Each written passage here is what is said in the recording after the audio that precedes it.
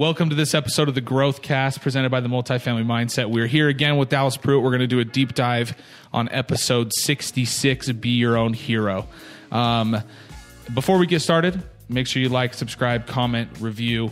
We're super excited and we're super happy to be able to have this platform, to be able to do this podcast, to be able to share it with everybody that it is helping.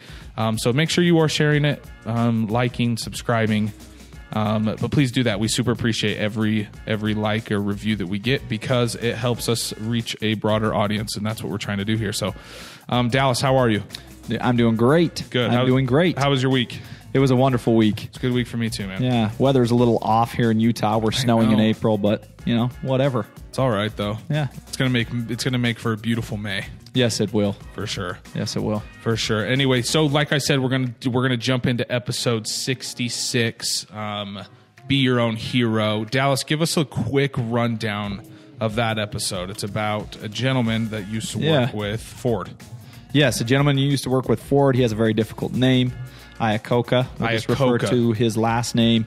And basically, he had great aspirations at, following suit with the leadership there in that organization and replacing individuals. Henry Ford. Yeah, Henry Ford, the owner, primarily. Yeah, Henry Ford. And it didn't go to plan. He had devised a plan and it wasn't going accordingly. And he was a big attractant of a lot of errors in his professional life. Those things bled into his personal life. And, guy made a lot of money in some respects, I guess, and perspectives, had a lot of success financially. But overall, on the broad spectrum, the guy had some major struggles, divorce and booted out of Ford and so on and so forth. So, yeah, that was kind of the storyline for the drip.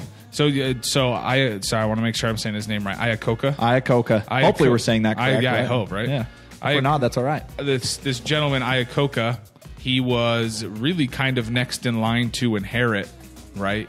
Yeah. Or at least he assumed so.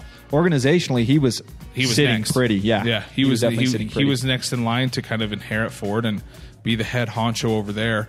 And little did he know Henry Ford had some different plans. Yeah. And I'm sure the approach that Iacocca had an impact on Henry Ford's, and I'm assuming, right? Like I didn't live in their shoes, but I can only assume that his perspective, meaning like working on the work front together with these two individuals, I'm sure there were lots of things that demonstrated to Ford that maybe some other decisions needed to be made or changed. Yeah. And so he started to pivot and identify other contributors and other people, and I'm sure his eyes were focused on leadership and what would serve his company well. And And ultimately, he decided Iacocca was not the man for the job.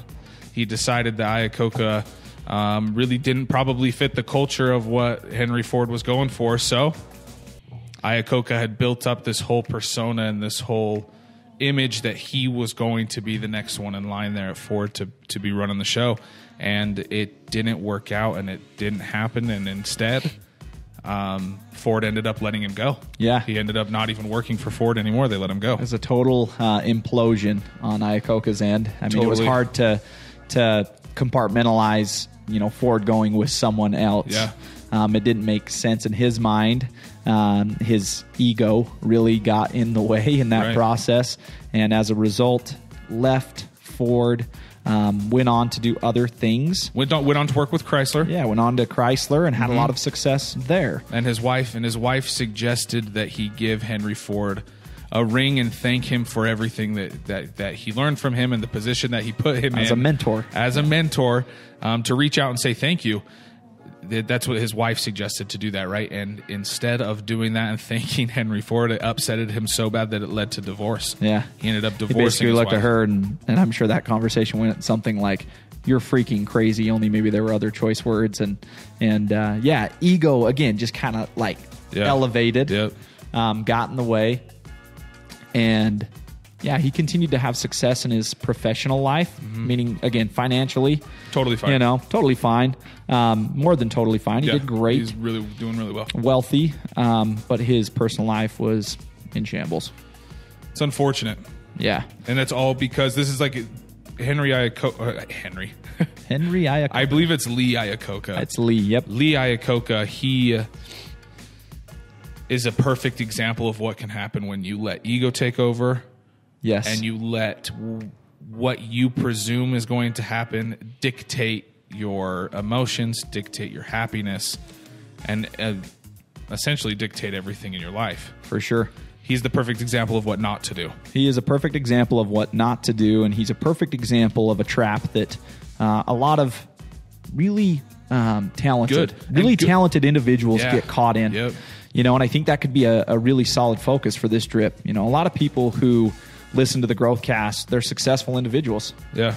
And they're looking for more success. Yeah. Right? Like they're driven by this bug to achieve more. They're high achievers, and that's great. That is great to be that way. I'm that way. Yeah. I like living my life that way. But a trap that a high achiever or any individual who's looking to succeed in any field, whether it's the automobile industry, investing, parenting, whatever, if they get caught in the trap of proving how better they are than everybody else, that is a trap that will attract many enemies, that it will attract many errors. Right. And it will be to your demise overall. And again, you might see growth. You might see growth in some scopes in your life, like financially. Yeah. It might result in that. But again, you can't get fixated on growth in one scope of life. We're talking growth on a grand scale. We're talking about a much bigger picture and more fulfilling picture than just that. Right. Right. For sure. So he didn't end up getting the job with Ford, went on to Chrysler, and eventually ego ended up just completely ruining his life. Yeah, for sure. And I think you just said one particular event that really could have shaped a lot of things for the guy, which was, I just got let go from one of the most successful companies on the face of planet Earth that I could have been a part of, right? Like, I just got let go from a guy who I madly respect, look up to. Yeah. At that point, he could have, looked himself in the mirror and said, what am I doing wrong? Yeah. Like, what did I do wrong? How can I fix that? How can I change that? How can I move forward better than what my current situation is on my approach? It could have been a huge learning opportunity for him. Dude, it could have been amazing. a huge learning opportunity for him where he could have pivoted and really taken that experience that he had with Ford and 10x'd it and made it a huge essential part of his life and his career. But instead, he got so caught up on the validation of being in charge, wanting to be in charge. He got so caught up on wanting that power, wanting the validation from Henry Ford, that he lost focus of something. And it's something that you brought up in that daily drip, is he was so focused on the validations of others that he forgot to take care of himself. Yep. And grow within himself. Yeah, and we shouldn't work to seek. We shouldn't work for validation, even though validation feels good. We were talking prior to the drip today, and the idea was that validation feels good, and it's not bad. No. It's not bad. No. It makes me feel great when somebody says, Dallas, you did a good job. Right. Like, dude, you're good at what you do. But when you let that validation stoke the fire, when you let that validation start to stroke your ego and let it grow bigger, you start to become blinded, right? Right. And again, that's a trap. That's a trap that will attract enemies. That's a trap that will attract more errors. And it's a scary place to be, I think oftentimes it's easy for people to fall into that trap because you want to make whoever it is that you're working for or whoever it is that you're working under, you want to make them proud. You want to make them happy, right? You want to do a good job for them because that's your job. right? Is to make sure that you're doing these things and So let the validation stoke that, right? Right. So let the validation stoke that. Right. Hey, that means I'm helping more people. Right. That makes me feel good. Right. That's selfless. Right. Right? It's not selfish. Right. Ego is selfish, right? But when you allow validation to amplify your efforts, right, because your efforts are focused on serving, right, and they're selfless, then that's great. Right. Catch yourself in that thought process. Catch yourself in that mental part of the game of progress, and make sure that you're in line with that, right? That your mentality's in line with that, that your actions follow suit. And really what it is as long as your mentality is in line with what's correct and right and true, your actions will follow. Correct. So what are some actionables, right? We always like to pull actionables out of these episodes, and we want to make sure that we're giving actionable items for our listeners to be able to put in place so that things like this don't happen. What are, I guess some of the best actionables and some of the best things that somebody could pull from this episode are good indicators that you're not falling into ego. Yeah. What would some of those indicators be? I would say comparison's a big one. Ego, is rooted in a lot of comparison. Yeah. Back to Iocca. Back to Iacocca. He wanted to be Henry Ford, essentially. Yeah. He wanted Henry Ford to say, "You are the man, here's the keys to my kingdom." And he was in a race against all the other people that were working in the same environment. Exactly. And he was comparing himself to Henry Ford. I want to be up there. I want to make sure that I'm above all these other people that are probably racing for that position as well. And that's essentially where he wanted an office space that was in that nice part of the building. Right. He laid his value in those types of things. That's a bad place to lay your value. It is. Right? Don't lay value in those things. Right. Lay value in effort. Exactly. Lay value in effort every day. Lay value in the way you view the success of the people around you. Again, it all comes back to those roots of growth mindset, right? Like, I value my effort every day. I know I need to do that in order to grow. So when I reflect on my day, I look back on my effort. I don't compare my effort to somebody else's. That's a huge part. But you look back and you value your effort. How do you gauge that? Effort. How can our listeners gauge that effort? So how can they add value? How can they place value on effort rather than the outcome? Yeah. So one thing I do is I do an inventory every week, and I do the 5 branches of growth mindset. Right. I always go back and I do a self-check. How did I do this week? How did I perform regarding these 5 branches? How was my effort? And I rank myself 1 through 10. And I'm shooting for 6 and above. And if I'm low, then that's a red flag. And that means that I'm probably starting to get caught in some other mental traps because I'm not lost in the work. I'm not working as much as I need to be. And I'm not giving power to the process. I'm not giving power to the things that matter. Right? I'm getting distracted.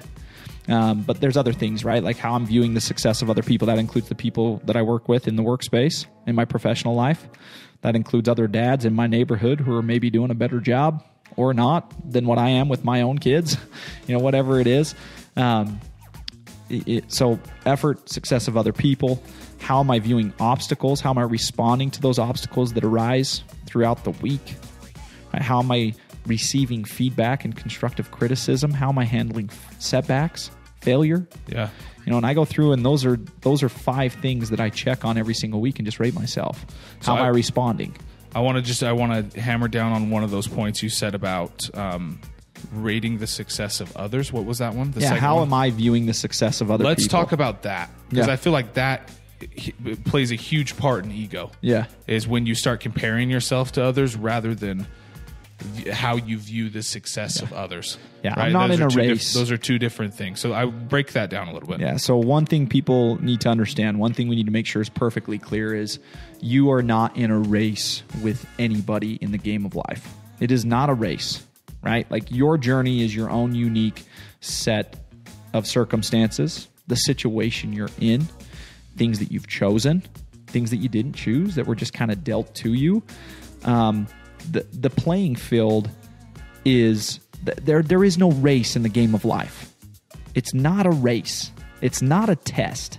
If you view it that way, you've already screwed up. It's not who's better than who. It's a journey, and it's your job to progress on that journey as best as you possibly can. And these are the things that we're sharing with you via the Growthcast that will help you to progress at the highest rate possible for you, right? For you, not for anybody else. Not so that you can stack yourself against somebody else and say, I've progressed further than you.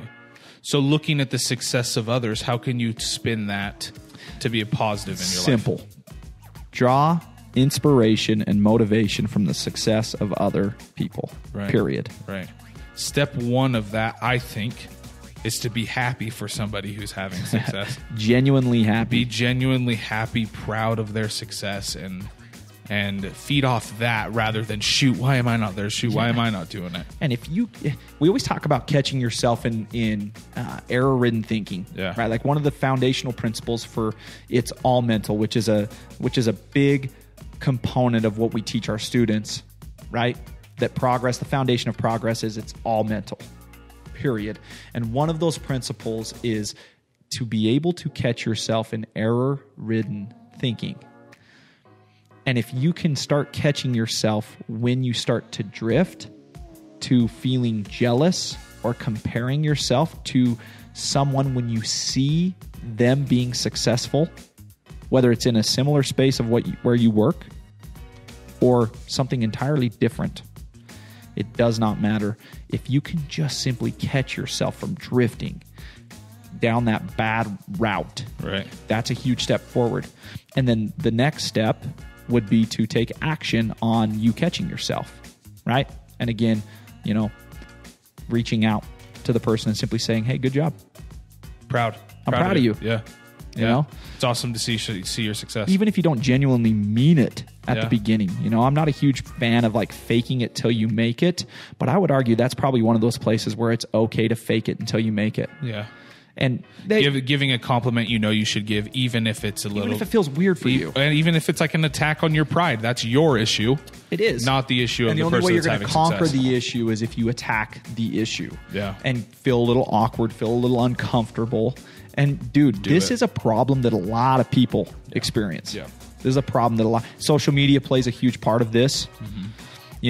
Iacocca would probably suck even more with his approach this day and age if he had to deal with the problems that we face in modern society of comparing yourself, right? Throwing yourself on the comparison altar. Yeah. Well, the comparison altar is going to social media with no intent whatsoever, just to drift. You're screwed if you go do that, because you are throwing yourself on the comparison altar by default because it's built that way. Yeah. Living intentionally. Yeah. Iacocca, man, he would suck if he had to deal with social media. Yeah. Guys like him. It'd be rough for him for sure. But there's lots of Iacoccas out there, dude. And they go with the intent, whether they know it or not, and many of them don't know it or else they probably wouldn't do it. They go there and they are going to error-ridden thinking because they've wired their brain to go, and their brain's just comparing. How am I stacking up against this person? How am I stacking up against this person? And then that follows a trail of, oh, did you see Billy? Dude, he did this. Like, I'd be able to do that too if I had all the resources he had, or like if I had gotten the breaks that he got. That conversation is worthless, and you should keep it to yourself. Yeah. Not even have it with yourself. When you realize that you're having it with yourself, like you said, correct that error-ridden thinking and change it. That's why being able to catch yourself in error-ridden thinking is so vital, and that's why knowing what a growth mindset actually is so extremely valuable. Because according to data and research, those who they've studied over the course of however long positive psychology has been in place, 20 plus years, more, right? Highly successful, fulfilled, happy individuals, they view the success of other people as inspiring, motivating, and they are genuinely happy for those other people.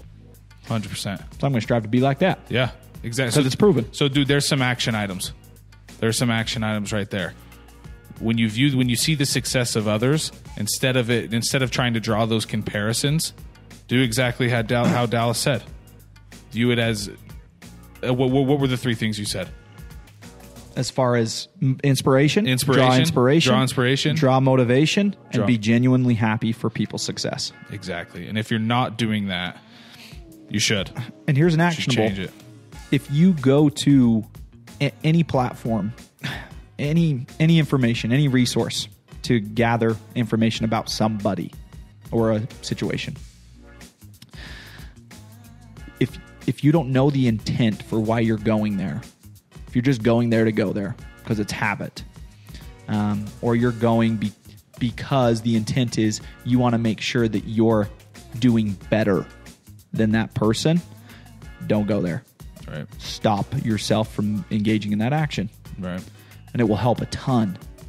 Little by little, a little becomes a lot. If you do that day in and day out, if you pay attention to that detail and think about the intent of why you're going to that space to read about whatever you're reading about regarding someone and a situation in your professional or personal life, or their professional or their personal life, dude, if you can just reflect on the intent before you do it and predetermine that, dude, if I can't even define the intent of why I'm going, or that intent's bad, it falls, out of line of the way I should be viewing the success of other people, then I'm just not going to go. Then I'm just not going to go there.